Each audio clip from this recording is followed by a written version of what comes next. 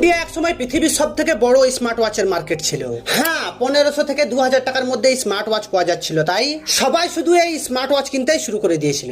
আর তার ব্র্যান্ডও এক বছরে 15-20টা করে নতুন নতুন মডেল লঞ্চ করছিল, আর তাদের বাজার একদম ধামাকা চলছিল। আর এখন সবকিছু একদম ঠান্ডা। হ্যাঁ, শিপমেন্ট ডাউন হয়ে গেল, কোম্পানির গ্রোথ একদম ডাউন হয়ে গেল, আর মানুষ এখন অ্যানালগ ওয়াচের দিকে শিফট হয়ে গেল। আর আপনি হয়তো এই সমস্ত কিছু দেখার পর মনে করবেন যে স্মার্ট ওয়াচের বাজার হয়তো সত্যিই শেষ হয়ে গেল, কিন্তু এমনটা একদম না। রিয়েলিটি পুরোটাই আলাদা এবং অনেকগুলো পারফেক্ট কারণ আছে, আর আজ আমরা সেগুলোই দেখব। তো রিজনস গুলোতে যাওয়ার আগে আমরা এটা আগে দেখে নিই যে কোম্পানির কতটা লস হয়েছে এবং কিভাবে লস হয়েছে। তো চলুন কিছু নাম্বার দেখুন। আইডিসির হিসাবে 2020 সালের স্মার্ট ওয়াচের শিপমেন্ট 26 লাখ ইউনিটের মধ্যে ছিল। নেক্সট 2021 সালে এই নাম্বার বেড়ে গিয়ে 1.2 করোড় হয়ে গেল, মানে হাইফাই গ্রোথ। নেক্সট 2022 সালে 3 করোড়, মানে এর থেকেও হাইফাই গ্রোথ। আর এই গ্রোথ 2023 সাল পর্যন্ত অনেক খতরনাক ভাবে চলে, মানে এই 3 বছরে স্মার্ট ওয়াচের মার্কেটটা লগভগ 20 গুণ বেড়ে 5.3 করোড় হয়ে যায়, আর ইন্ডিয়া পৃথিবীর সব থেকে বড় স্মার্ট ওয়াচ মার্কেট হয়ে যায়। কিন্তু সবশেষে এই গ্রোথ যেটা কন্টিনিউ স্টেবল থাকলো না, মানে 2024 সালে শিপমেন্ট ডাউন হয়ে 3.5 করোড়ে চলে এলো 5.3 করোড় থেকে, মানে লগভগ 34% ড্রপ। আর এখন আপনি 2025 সালের রিপোর্ট দেখুন, 2.8 করোড়, মানে 2024 সালে 34% ড্রপ হয়েও 2025 সালে 17% ড্রপ হয়ে যায়। আপনি এই সমস্ত স্মার্ট ওয়াচের নাম্বারের সাথে সাথে আপনি মেজর স্মার্ট ওয়াচ কোম্পানিরও হালটা দেখে নিন। দেখুন সবার হাল খারাপ। ফায়ারবোল্ট কোম্পানি, সে তো 50% ড্রপ চলছে। তো যেটা আপনি আপনার আশেপাশে দেখতে পাচ্ছেন যে মানুষ এখন স্মার্ট ওয়াচ কম কিনছে অথবা অ্যানালগ ওয়াচের উপর শিফট হয়ে যাচ্ছে, এটা কোনো রকম পার্সোনাল অবজারভেশন না, সত্যিই মার্কেটে শিফট চলে এসেছে। হ্যাঁ, এবার যদি আমি আপনাকে আমার মতো করে বলি তাহলে হয়তো আপনি বুঝতে পারবেন না।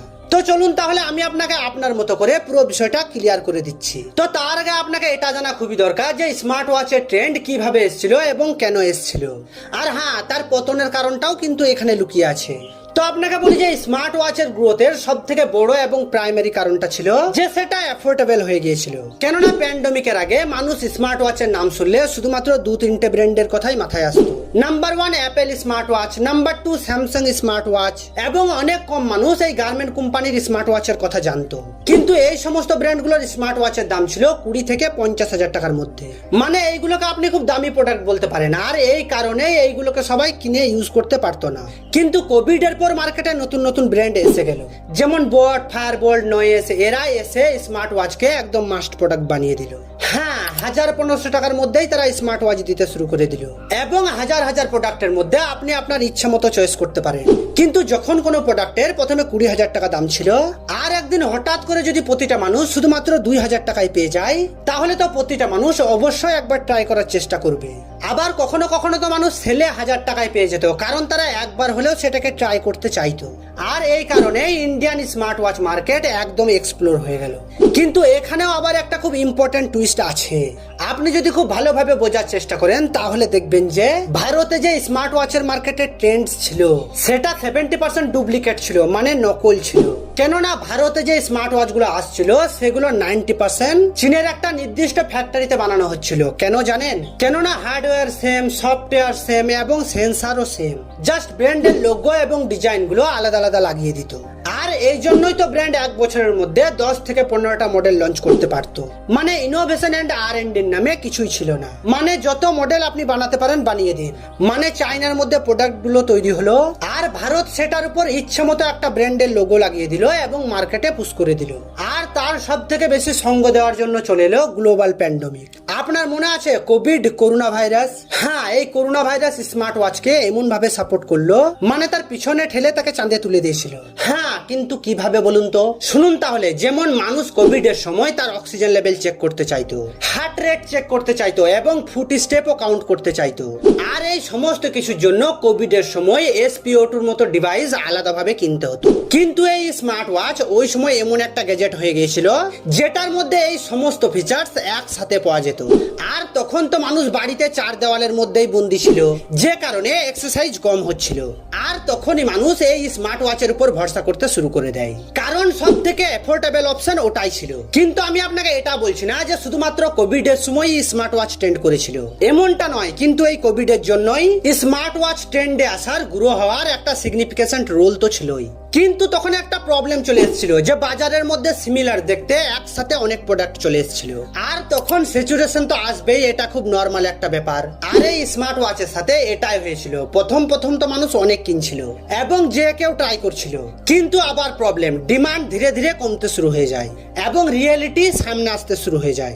যেমন সবজিরও হার্ট রেট দেখিয়ে দিচ্ছিল, আবার কখনো কখনো সবজিও ফুট স্টেপ করছে, মানে সবজি হাঁটছে, আর এটা আপনাকে স্মার্ট ওয়াচ প্রমাণ করে দেবে। তাহলে এবার আপনি বোঝার চেষ্টা করুন যে যখন আপনি স্মার্ট ওয়াচের রিয়েলিটিটা বুঝতে পারলেন তখন আপনার কি মনে হলো।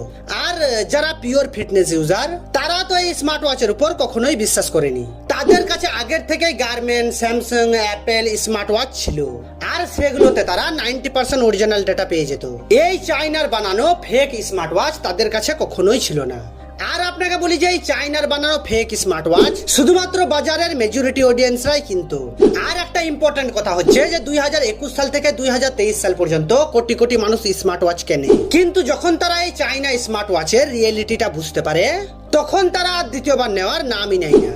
আবার সেটা ফোনের সাথে কানেক্ট করার পর আপনার ফোন হ্যাং করবে, আপনার ফোন স্লো করবে এবং সেই স্মার্ট ওয়াচের চার্জও কুইকলি শেষ হয়ে যাবে।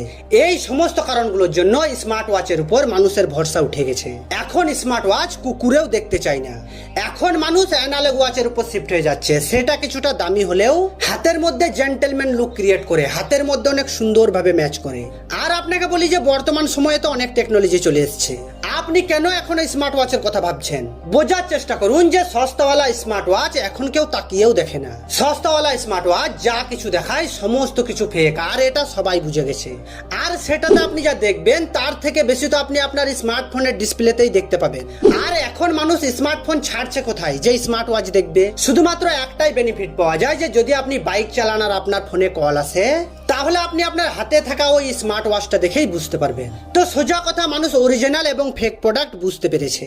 আর কিছু মানুষের শখ ছিল যেটা মিটে গেছে, আর সস্তা স্মার্ট ওয়াচের গল্প ওখানেই শেষ হয়ে গেছে। কিন্তু যেগুলো প্রিমিয়াম স্মার্ট ওয়াচ মানে 15,000 টাকার উপরে, সেগুলোর বিক্রি কিন্তু দ্বিগুণ বেড়ে গেছে। এর কারণটা হচ্ছে যে মানুষ শুধু ফেক এবং অরিজিনালটা বুঝতে পেরেছে। আর আশা করি আমি আপনাকেও বুঝাতে পারলাম। তাহলে চলুন আজ আমার গল্প শেষ। আর আপনি যদি প্রথমবার এসেছেন তো দয়া করে একটা সাবস্ক্রাইব করে যাবেন, কারণ আপনার সাহায্যটা আমার অনেক দরকার। Thank you so much for watching this video. Tata, bye by.